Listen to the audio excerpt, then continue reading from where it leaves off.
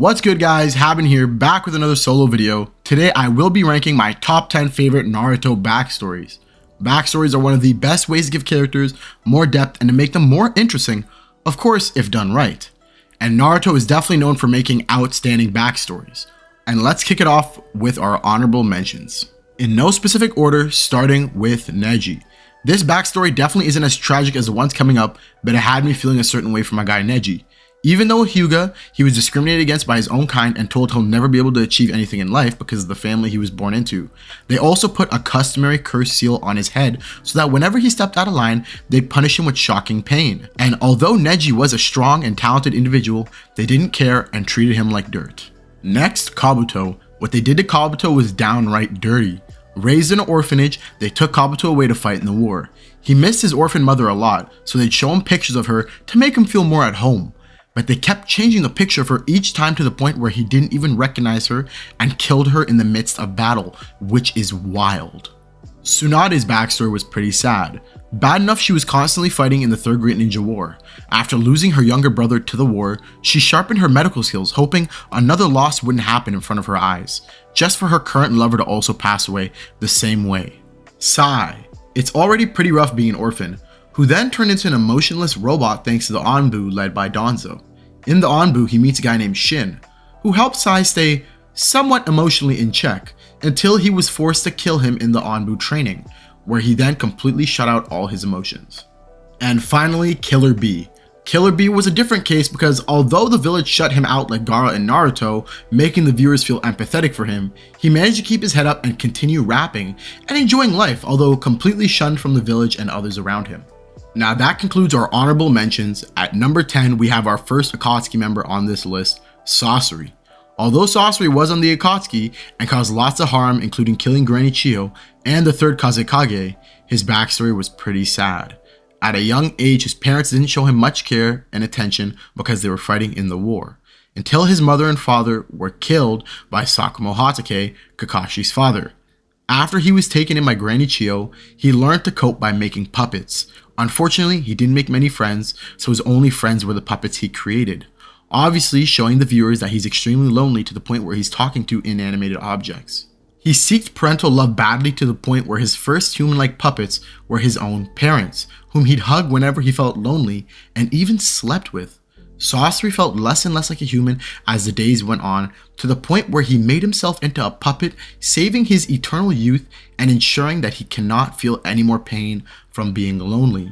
Although he has one of the more weaker fights in the series, the backstory was enough for me to take pity on poor Sasori. At number 9, the handsome devil of the leaf, Rock Lee. Although Rock Lee is a very comedic and strange character in early Naruto, constantly trying to one-up Neji and Sasuke, we truly understand him from his backstory. We learn quickly that Lee can't use any type of ninjutsu or genjutsu, so in the academy he struggled tremendously. It doesn't help that he also had huge eyebrows and was struggling in school, which made him an easy target for kids to pick on. Lee never gave up, so he practiced what he could, which was taijutsu, but it still wasn't enough. We then transition to the scene of Lee pushing himself to his limits and giving up, crying out that he'll never be able to achieve what others can because he's at such a tremendous disadvantage. Thankfully, my guy was keeping a close eye on Lee and told him that even he had difficulty at his age. Giving up wasn't an option for Lee if he wanted to be the splendid ninja he aspires to be. Although this backstory is the least traumatic on this list, Rock Lee quickly became one of my favorite characters in OG Naruto, and his character's backstory motivates me to this day to do better. The leader of the Akatsuki himself, Pain, or should I say Nagato Uzumaki, taking the spot for number 8. Another victim of the Third Great Ninja War, Nagato and his parents were hiding in the house when Ninja Leaf Shinobi invaded and killed his parents by accident. He then awakened his Rinnegan and slaughtered the Leaf Shinobi. After burying his parents, Nagato left to go survive on his own. He then later ventures and meets Yahiko and Konan. The three leave and by themselves try their best to survive during the hardship in the war. That's when Jiraiya came into play and taught them how to fight. Jiraiya made a promise with Nagato to protect his friends as he leaves to continue fighting in the war because he sees potential in Nagato. Yahiko started the organization the Akatsuki to help bring peace and to stop the war. Their organization gained enough recognition during the war, but just to the wrong people. Yahiko and Nagato were tricked by Hanzo the Salamander and forced to kill Yahiko, which ended up happening. Nagato snapped and then killed everyone around him, and turned into the man we all know today. Nagato suffered as a kid, as his backstory was pretty justifiable for his actions, from parentless to starving orphan to making friends and recovering to losing them all again. Nagato definitely had it rough, especially at such a young age. This backstory might be higher for others, but personally it sits comfortably at 7 for me. This first tragic backstory we run into in OG Naruto, Gaara. At birth, his mother passed away. Gaara was raised in isolation during his early life, taught ninjutsu by his father, and cared for by his maternal uncle. He, just like Naruto and Killer Bee, was a Jinchuriki, so he was hated and shunned by everyone in the village. Gaara would try to assure them that he meant no harm, but in the process would advertently injure or even kill them with his sand. Gaara had never felt pain before because his sand had always protected him, so he was confused by this pain everyone was feeling. Gaara was dismayed and went off to try and understand why he was treated as such a monster. While doing so, he was attacked by one of the Suna Anbu, whom he fatally wounded with his sand. When he unmasked the Anbu, Gaara discovered it was Yashimura. Gaara was devastated that Yashimura, the only living person to love him, would try to kill him and asked for an explanation. Yashimura replied that it was a mission given to him by Rasa, Gaara's father, having been decided by the Suna Council that Gaara was a failed experiment and that if allowed to live would only continue to do harm to the village's people. Gaara tried to find solace in the fact that Yashimura had been ordered to kill him, but Yashimura insisted, lying to Gaara, that he volunteered and that he'd always hated Gaara for causing the death of Gaara's mother. This is too much for someone as young as Gaara to go through at his age. To find that nobody loves you in this world, and even the people who you thought loved you don't even love you. Now, these two guys basically have the same backstory, so I put them together for number 6. Hashirama Senju and Madara Uchiha. Both these young boys met at a river, just skipping rocks, enjoying their time, not knowing that they're both from rival clans who's been fighting against each other. Hashirama and Madara both quickly gained hatred for each other's clans, due to the fact that they both had brothers die during the war between them. The boys had a dream to create a village where no bloodshed would be spilled and peace would come to anyone. A place where young kids wouldn't have to worry about fighting and dying in wars. One day, upon meeting each other at the river, they were both trailed by their fathers to see what the boys are up to. After finding out their true identities, Madara was enraged and told Hashirama that their dream will never come to pass due to their opposing clans, and assured Hashirama that the next time they'll meet will be on the battlefield. Finally, they fight to the death on the field and Hashirama ends up winning, but Hashirama hasn't given up on his dream to create this village. Madara tells him the only way to go through with it is to unalive himself, which Hashirama attempts until quickly stopped by Madara. They end up settling their beef and creating the village hidden in the leaves with very little trouble, until Madara finds an old stone with writing passed down through Uchiha generation, stating that the Uchihas will eventually be eradicated for the greater good, and Madara is furious to see this come. Him and Hashirama dispute over it, and Madara decides that he has a new dream for everyone, the infinite Tsukiyomi. He then challenges Hashirama to a fight where he then loses again and quote-unquote dies. The village was left to Hashirama and Tobirama's hands afterwards. I understand this backstory isn't as devastating as some, but I have it so high on this list because it's the deeper meanings behind it. It's not just trauma-based like a lot of these backstories, but the resolve to be able to put your family's past behind you so you're able to move forward and create a better future. And that's what Naruto is attempting to do, to destroy the cycle of hatred which is beautifully demonstrated between Hashirama and Madara. At 5, we have the star of the show, Naruto Uzumaki. Having his parents sacrifice to save the village at his birth, Naruto becomes a Jinchuriki of the Nine-Tails Fox. Even though his father, the 4th Hokage, asks that Naruto is to be cared for and not treated differently, everyone completely negates this request, including the 3rd Hokage at the time. As a child, Naruto was neglected and only acknowledged as a monster and a demon boy who shouldn't be alive, let alone a shinobi. He grew up without any parents and without the love of another person. In fact, Naruto has been alone his entire life.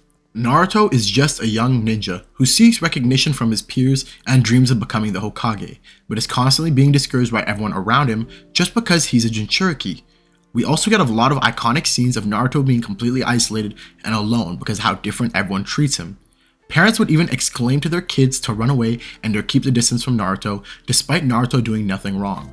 Thankfully, although constantly being put down by everyone around him, Naruto has a dream to be acknowledged by everyone in the village by becoming Hokage, I think Naruto's backstory definitely has a chokehold on a lot of its fans, including myself, especially when you throw emotional moments at you like the swing scene, just showing how empty and alone Naruto truly is.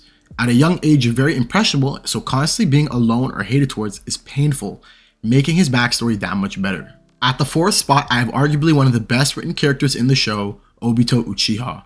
Obito was a very kind-hearted boy who didn't do the best in school but constantly practiced to get there. Watching his rival Kakashi Hatake succeed motivated Obito beyond his limits to do better. Not to mention the girl he had a crush on, Rin, always supported Obito in his dream of becoming the future Hokage.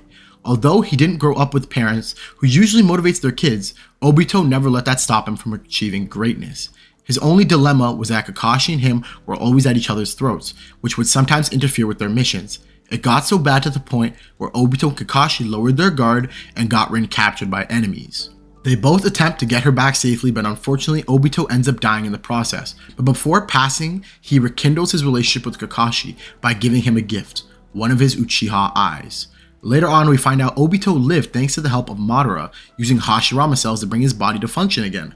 Obito is ecstatic, thinking that once he returns to the village, Kakashi, Rin, and him will all go back to normal, not knowing that Madara had already manipulated everything that's to come. As Obito is racing to check on Kakashi and Rin, he finds that Kakashi is stabbing Rin in the heart during an intense mission, leaving both boys enraged, which unlocks their Mangekyo Sharingan. After being manipulated through Madara, Obito comes to the realization that it's the world itself that caused him to despair, and that the shinobi system is flawed, and the only fix is allowing them to live their ideal life in the infinite Tsukiyomi. This backstory truly is grievous as you watch a motivated young boy completely change and fall into despair through the cycle of hatred. This is one of the main themes portrayed in Naruto. We finally reached the top 3 best backstories in Naruto. Now, these 3 to come are arguably interchangeable because I truly believe they've all suffered and changed a tremendous amount throughout the series. At number 3, I have the copy ninja himself, Kakashi Hatake. Kakashi was a very gifted child and could perform incredible feats at such a young age thanks to the training and inspiration of his father, the White Fang of the Leaf, Sakumo Hatake.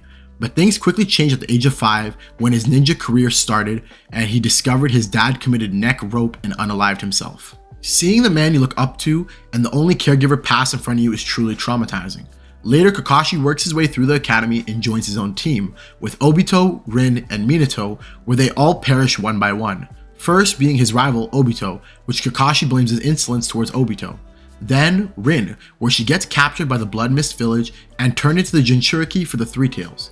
And while Kakashi is trying to rescue her, Kakashi stabs her in the heart with his lightning blade. And if life couldn't get any worse, Minato, who took the mentor role for Kakashi's father after passing away, dies trying to protect the Hidden Leaf village from the Nine Tails. After all this, he still manages to be a strong and talented shinobi, even working in the Anbu, where he became a heartless and cold killer after watching everyone he cared about die in front of him. Kakashi is now left with an immense amount of trauma, constantly suffering and dealing with a lot of PTSD and depression. Kakashi quickly loses his will to trust and love another, which reflects in his teaching as he begins to fail many students wanting to become ninjas. Kakashi's backstory is extremely sympathetic as he goes through all the hardship but still somehow manages to stay on the right path and not go rogue like many other characters in Naruto. Another thing I love about Kakashi's backstory is that he learns from his experiences and grows throughout the series, which is why Kakashi is one of my favorite characters in Naruto. I was honestly fighting between the first and second spot on this list, but in terms of backstory, at number 2, the last remaining survivor in the Uchiha clan in the series, Sasuke Uchiha.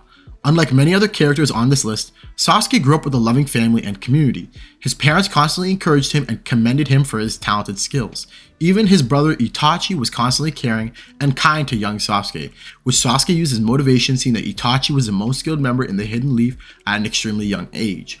But 7-year-old Sasuke was not in store for what was about to happen as he returned home from the academy one day, to find that his entire clan had been massacred by his older brother Itachi, whom he looked up to.